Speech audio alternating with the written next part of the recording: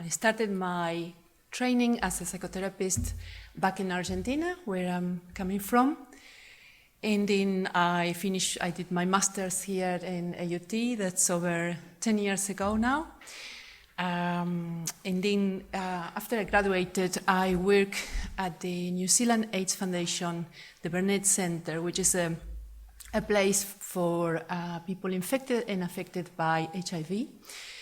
And that work there over 7 years gave me a good insight into male sexuality and issues around sex and sexuality. And then I wanted to expand my horizons into female sexuality, so I joined Sex Therapy New Zealand. I did a training with them, and now I'm part of the team. And I work in private practice as a sex therapist and as a psychotherapist. I chose this image from Salvador Dali, really is his name, because it gives me an idea and few associations about relationships. And you can just look at it and let your mind ponder. What we are going to talk about today is about sex life after prostate cancer treatment. And we had really, really good presentations about all the physical consequences, so I will just touch on them. But we are also going to talk about the emotional consequences of prostate cancer treatment. So let's start with the physical aspects, and let's just touch on erectile dysfunction, which, depending on the treatment, one of the most frequent and worrying of the side effects. So if the treatment is surgery, loss of erection will be immediate, with something like external beam radiation. External erectile dysfunction will be starting after 12 months after treatment, maybe reaching its worst after 22 or 24 months. So outcomes are not so different from surgery. With 50% of men experiencing erectile dysfunction 3 years after treatment and further decline after 5 years. Those receiving brachytherapy tend to do better in their sexual functioning and are generally satisfied with the level of functioning after treatment. Some men with more advanced cancer will have a combination of the two, and this increases the risk for erectile dysfunction, plus the addition of hormone therapy. So people often choose radiation therapy because of the lower side effect profile, so it's important that you ask. And I found very interesting when Anna was talking about people don't ask questions, and I think it's very important that you ask, about erectile dysfunction, but also about the temporal nature of the sexual decline.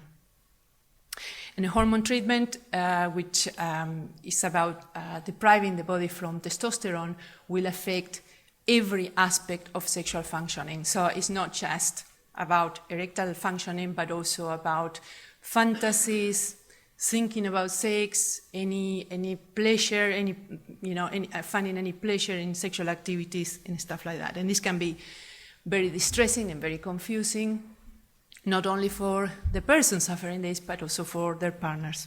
So what are the available options for erectile dysfunction? Well, from the biomedical perspective, the treatment of erectile dysfunction involves PD5s, vacuum devices, injections, and penile implants. And each of these has benefits and disadvantages. And each of these requires a prescription, requires patient education, and it requires a lot of motivation from the patient, but also from their partners. Penile rehabilitation is something that is available in some surgeries. Some urologists will provide the services, but you have to ask if that's provided. Otherwise, you may need a referral to a sexual medicine specialist. And this is a relatively new approach. The rationale behind that is that the sooner that you start working with penile rehabilitation, the better chances of regaining an erection. So this also depends on how many nerves, what percentage of nerves were spared. So again, you need to ask your urologist to have an idea of prognosis. Also, recovery, and this was mentioned before, will depend on the person's age and the preoperative sexual functioning. Exercising the penis is allowing oxygenation through the spongy tissues. So it's basically stimulating your penis 3 or 4 times a week, now by prescription. And you can do this, on your own or with your partner. And we'll get back to that a bit later. If genital stimulation doesn't cause the erection, then PD5s, Viagra, Cialis, Levitra, need to be used. And this medication allows relaxation of the smooth muscle, allowing blood flowing and producing the erection. Again, the response is mediated by the type of surgery, the age of the patient, and the preoperative situation of the patient. It has a series of contraindications, usually related to heart situations, so you really need to ask your doctor before you try. And I know you can access this kind of medication without seeing a doctor, but I highly don't recommend that. They are popular because they are user-friendly. They are not invasive. Theoretically, they allow a more spontaneous type of sexual encounter. The downside is that sometimes people try a couple of times, and then if the erection is not achieved, they give it up. So it's important to remember that success increases with constancy, with trying. So some people need up to high successive doses to achieve an erection. Now, if that is not sufficient for achieving an erection, the next recommendation is the injection. And it's usually recommended after PD5s were tried on. And some men who don't respond to PD5s will respond to the injection. It's a small amount of medication will be injected into the corpus cavernosa of the penis with a small gauge needle, similar to the one that people with diabetes uses. And this causes, the smooth muscle to relax, the blood to flow into the spongy tissue, and produces erection. Some possible side effects are pain, bruising, and priapism. So if the erection lasts for more than 4 hours, you really need to seek medical attention. And another thing that people report from this one is the visual effect, which is quite terrifying to see, your penis injected with an injection. Yeah. The other option that we have available is the vacuum constriction device, for short pump. The pump is a plastic tube with a hand pump attached to it. What you need to do is to lubricate the penis, insert it into the pump. Before that, you have a ring that we'll see at the end. Press the pump and create vacuum. The air is expelled out, and that creates the blood to flow into the penis. An erection is achieved in a couple of minutes. And then once the erection is achieved, you have the ring that holds the blood into the penis. And you can hold that for 30 minutes, the ring, then you have to remove it. The side effects include bruising and pain caused by the elastic band. So it requires a lot of trial and error. It requires a lot of practice and finding the right size, the right size of ring for you, and stuff like that. The other option available are the penile implants, and these are generally regarded as third-line option treatment for ED. So, although they are very effective, they are not so commonly used. There are a number of different models, and this is one of them. There are some rigid models with less parts, so less chances of malfunctioning, but the downside is they are more difficult to conceal. And the more sophisticated ones, and I believe we have someone outside showing something like this, or exactly this one, which have a cylinder that is inserted along the length of the penis with a pump that goes into the scrotum and a saline reservoir in the abdomen. So when the man wants to have intercourse, they pump the saline and that creates an erection. And once they finish having intercourse, the saline goes back to the reservoir. That's for erectile dysfunction. Then we talk about incontinence. And really, I think Anne's presentation was more than sufficient to explain the whys and the hows. I mean, there are so many possibilities, but one thing that is important to remember is that leakage is not unusual, and it's not unusual during sex. Some men report to have leakage when they feel aroused or when they are attempting intercourse.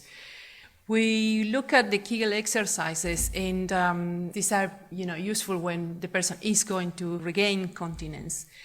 If there is no erectile dysfunction, you can use condoms, you can try having sex in the water, but it's important that you remember that urine is sterile.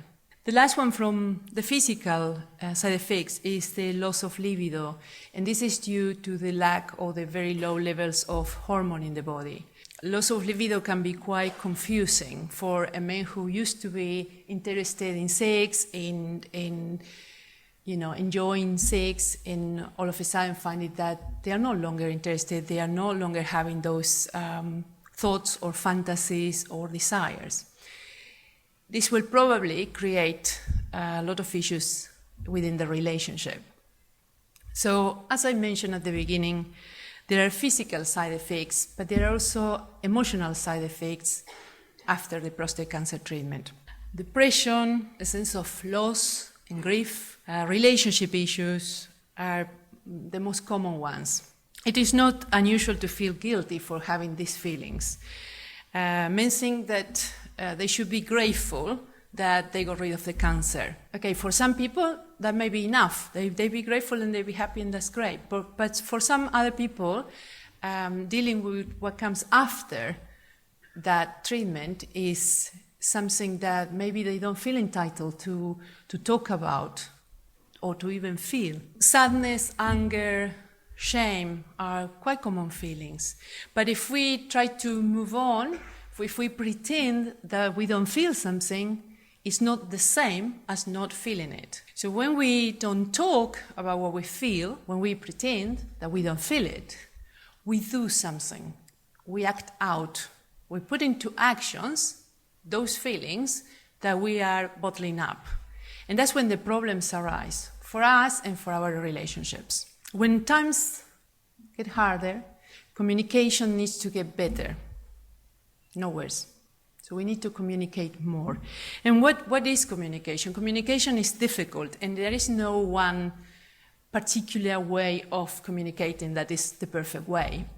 However, there are some tips for relationships that are helpful. They're always helpful. So acceptance, finding good ways of communicating. If what you're trying to say, if what you're trying to communicate doesn't come across, if your message doesn't come across, well, try a different way. Try to focus on the emotions that are being communicated as well as the content. So what is my partner, what is the other person saying, but what is the other person feeling when they are saying what they're saying? That means empathizing, connecting with the other person's feelings. Some couples come to therapy and say, we never fight. And you say, so why are they in therapy? The next thing they usually say is that we never have sex. Why is this? Because sex needs real people connecting in the real world. If you pretend and I pretend, nothing really happens and sex disappears. When a person is diagnosed with cancer, it's very common to feel like, why me? Talking to your partners about your feelings will help to process these feelings, will help to not build up negativity. Try to avoid using generalizations like, you always, I never. Try to talk from the I rather than using you statements. We have our feelings. Nobody make us feel. Most important, stay engaged in the conversation until you find some kind of resolution. And sometimes you will need to take a break and come back to it. Now, why I'm talking so much about communication? I'm supposed to be talking about sex, right? Well, communication about sex may be something that you never really did, like most of the couples I see in my consulting room. You may have had sex or not, but maybe you never really discussed it. You never really talked about it. Now you need to do something different because what you used to do doesn't work anymore. And that can be a great opportunity for your relationship to do something completely different. And maybe the opportunity that one of you, or maybe both of you, were waiting for. We talked before about penile exercising and things like that. Well, how about looking at playfulness into all of that kind of rehabilitation of the penis? How about something that we sex therapists call other course? Other course is a word that we use to, as opposed to intercourse. Other course is a different approach to a sexual activity. Other course requires willingness. You have to want to do it. Communication, you have to talk about what you like, what you don't, for starters. And partnership, you have to do it together. Other course is finding new ways of being sensual and being sexual in a relationship. So it will involve things like creating anticipation, like sexting, emailing, or writing messages. It will involve things like changing the atmosphere where any kind of sexual experience happens. So you will use candles, you will use music, whatever suits you. These are only ideas, but creating a different environment, telling your brain that something new and something different is happening. The mistake that sometimes people do, and I see with people with erectile dysfunction, and is that they try to do the same thing. They keep trying to do the same thing. And because it doesn't work, they give up, they feel shame, they feel angry, and that's when we have the problems that we have in relationships. So sometimes people read that sex was equals love. So partners thought, well, if he desires me, it's because he loves me. Now he doesn't seem to desire me because he withdraws, so love is no longer there. We have a huge problem, a huge breakage in communication there. If you're in a relationship, sex is a relationship issue. It's not just your problem, it's the relationship issue. And it affects both of you. This can be seen as an opportunity to co-create a new way of sexuality, rather than a tragedy or rather than a loss. So being able to focus on the opportunity is what is going to make the difference. My message for you is to reach out, to talk to someone, talk to your partner, talk to your friend, talk to a specialist. There is a lot of help available out there. The main problem for people is that they don't talk about it. I talked about general things today, because, we're in a large audience. When you see a professional, we look at your personal history, we look at your personal way and understanding and belief of what sex means to you, and we go from there. So we really tailor whatever is available personally for you. These are my comments for today. I hope you find them helpful, and on behalf of Sex Therapy New Zealand, thank you for listening.